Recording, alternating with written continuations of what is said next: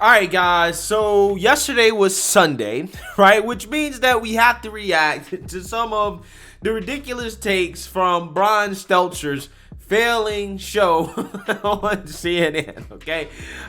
Because you know that was coming, right? As, again, last week it was announced that Elon Musk would be purchasing Twitter, okay? Which caused the left to melt down, and one of the biggest left-wing meltdowns I've ever seen in my life. It is still happening, okay? And Biden, the administration, through the Department of Homeland Security, announced the creation of the Governance Disinformation Board, right? Or the Disinformation Governance Board, whatever you want to call it.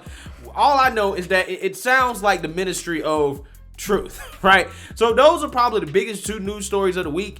And obviously, because Brian Stelter's failing show is on Sunday, is on the weekend, he's going to react to those two news stories. And I want to talk about a couple clips from his show because I think that the left, they're really asking for something that they're really going to regret in the next 4 to 5 years as the tide starts to turn in the culture war and in Congress, okay? And I try to tell people this, man. The pendulum always swings the other way in politics. And this is why you should be very, very, very careful what you ask for. And again, I want to break down these two clips because I don't think that these people, these Democrats, these liberals in the media actually really understand that the tide is about to turn and they're going to regret all the things that they've been asking for when it's weaponized against them. So before I get into that, I just want to let you guys know, if you like my channel and you want to support my channel, you can do so using the links in the description below. You support the Patreon, you support the PayPal, you support the merch. There are multiple ways to support the channel if you would like to do so. So without further ado, let's go ahead and get into this first clip from Brian Stelter's show, in which they are discussing Elon Musk's purchase of Twitter. And one of the panelists, a CNN analyst, is going to have a complete and total meltdown over this purchase from Elon Musk, as he argues that the country is headed to hell because of Elon Musk. Take a look. No, I think there's a bigger problem that when we focus on the personalities of people like Elon Musk and people say, oh, I think Elon's thinking this or that. There's a bigger problem here about how we are going to control the channels of communication in this country. In 1927, we had the Radio Act. 1934, the Communications Act. Congress stepped in. We made rules. FCC wasn't great, but it's still regulating the broadcast industry. You can't use vulgar language. You can't do all these things with speech. We gave over our what amounts to our airwaves or our internet waves to Mark Zuckerberg and Elon Musk. And we are in so much trouble because those guys believe in making money. We've already seen that with the 2016 election and Zuckerberg, when he was taking rubles for ads from Russia and saying, oh, I think it's crazy to think they had any influence on this election. Musk is the same. Musk doesn't want it. You know, he's upset with the SEC, how dare they question him? You know what I'm saying?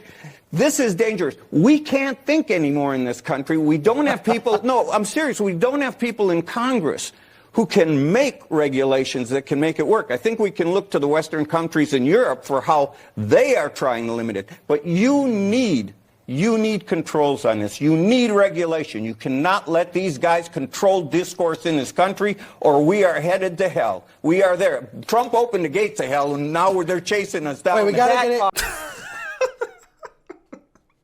it.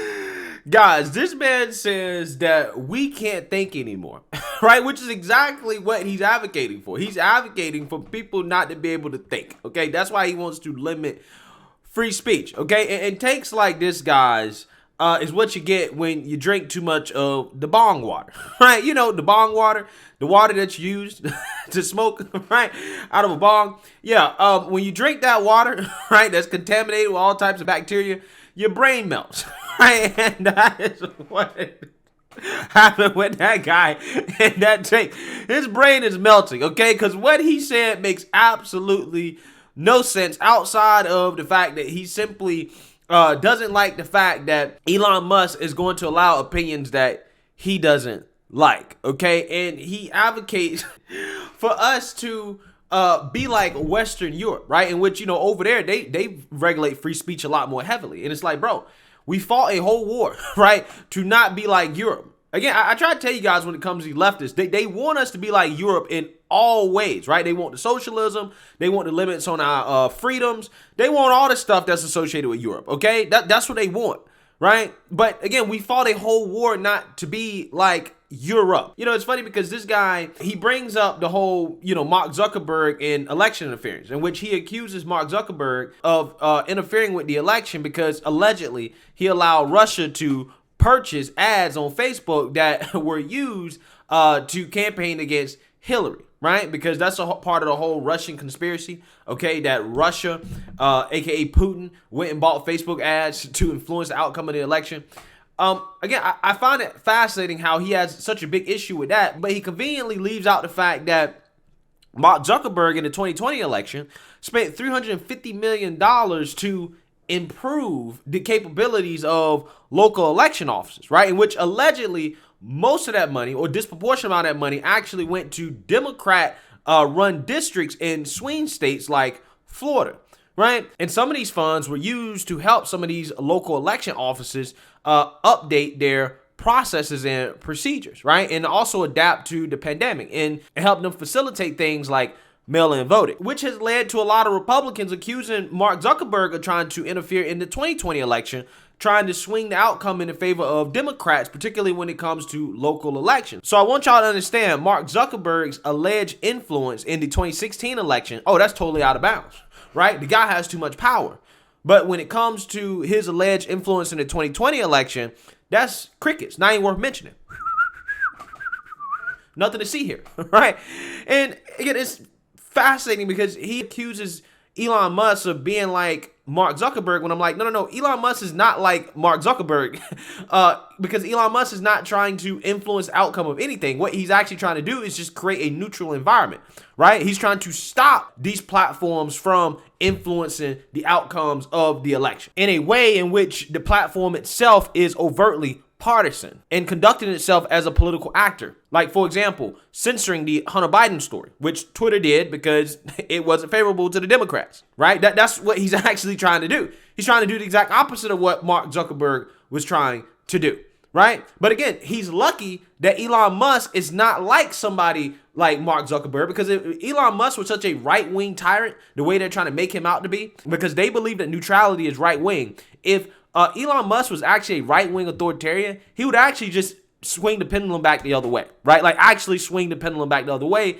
and just start banning people for left-wing opinion. For example, he would ban any negative story about Trump or any negative story about Republican politicians, or he would ban Democrat politicians like AOC or these far left-wing extremists who have sparked violence in this country in the name of Black Lives Matter and Antifa, right? He would just start banning those people if he was actually a right-wing authoritarian, okay? If he was actually a right-wing authoritarian, he would start to ban misinformation like men can get pregnant, right? He would ban that type of stuff. And they're lucky that Elon Musk is not swinging the pendulum all the way to the opposite side, okay? Because that's essentially what they're asking for here when they advocate for these platforms to censor opinions that they don't like, okay? Because they're totally fine with big tech billionaires owning these platforms and censoring people as long as they agree with it, right? As long as they censor opinions that they don't like, okay? Which they're basically saying fundamentally that they're okay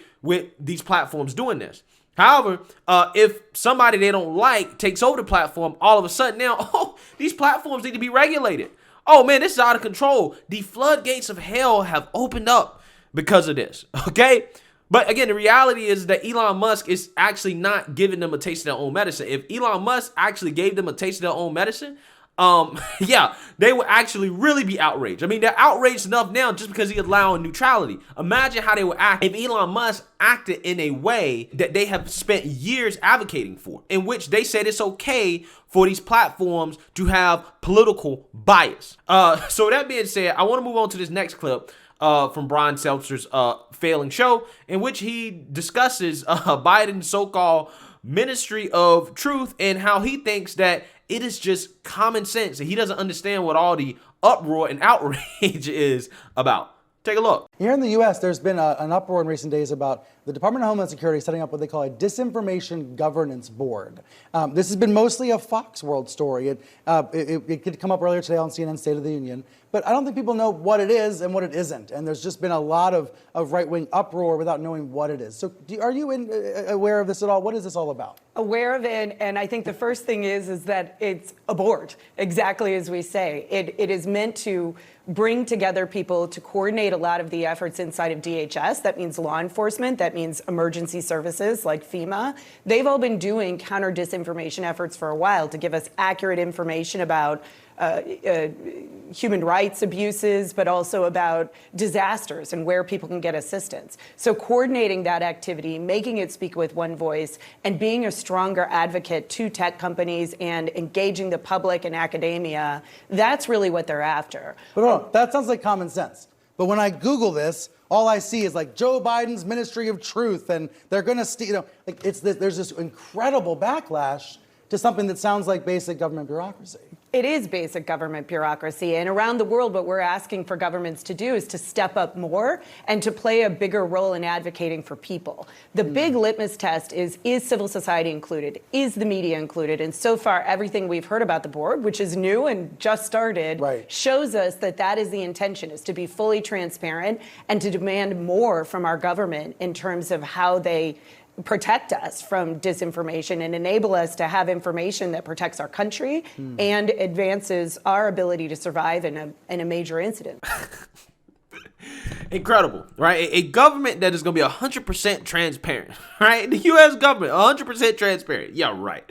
Okay, these people are really trying to sell me a Trojan horse, right? They're trying to sell us some beachfront property in Arizona when it comes to this so-called disinformation governance board, which Brian Stelter claims is just common sense, right? We all know what it will be used for. We all know what it's for. It's to censor opinions that the Democrat Party doesn't like, okay? Because we know that if this was done under the Trump administration, the Democrats would be crying foul, right? If Trump made an organization or a government initiative called the Fake News Governance Board, yeah, they would be losing their minds, right? They would be setting things on fire, calling Trump a right-wing authoritarian, right? He's a fascist. He's Hitler. It is exactly what they would be saying, okay? And again, it's funny because it's almost like these Democrats don't realize that the pendulum actually will swing the other way, okay? And the Republicans are about to take back over Congress and probably definitely take back over the White House in 2024. And it's like, okay, well, I'm hoping that they just get rid of it because I don't want the government to have that regardless of which party is in charge. But let's just say that the Republicans were actually trying to swing the pendulum back the other way against Democrats, fully swing it back against them, right? Give them a taste of their own medicine. Now, the Republicans could use this disinformation board or whatever to censor opinions that Republicans don't like, okay? To influence information that is going to be favorable to the Republican Party and not so favorable towards the Democrat Party, right? They can do the exact same thing. They can do the exact same thing. And this is why I don't understand why, people like Brian Stelter, they go on TV and they say, this is a Fox World story. Only people on the right care about this. I'm like, no. Left-wing people should care about this as well, too. Because, again, when the pendulum swings the other way and the other party's in power, this can be used against you, right? In the same way that if a CEO or billionaire that is right-wing happens to buy one of these major social media platforms, right, they can start to use those platforms against left-wingers, right, and people on the left and censor their opinions, okay, and ban those politicians and influencers off of the platform, right? But they don't believe that can happen to them. However, what has happened with Elon Musk, okay, and what is going to happen when Republicans take back Congress and the White House, in my opinion, it shows them that, yeah, the pendulum can swing the other way. They're just lucky that hopefully Elon Musk won't actually weaponize Twitter the same way that Parag Arguwal was weaponizing Twitter. And hopefully Republicans don't weaponize the government the same way that Democrats have weaponized the government, okay? Let's just hope that that's the case, right? Again, you got to be careful what you ask for in politics, man, because when the pendulum swings back the other way, you're not going to like it. Let me know what you guys think. Make sure you like, comment, and subscribe. Most importantly, share a Black conservative perspective. Peace.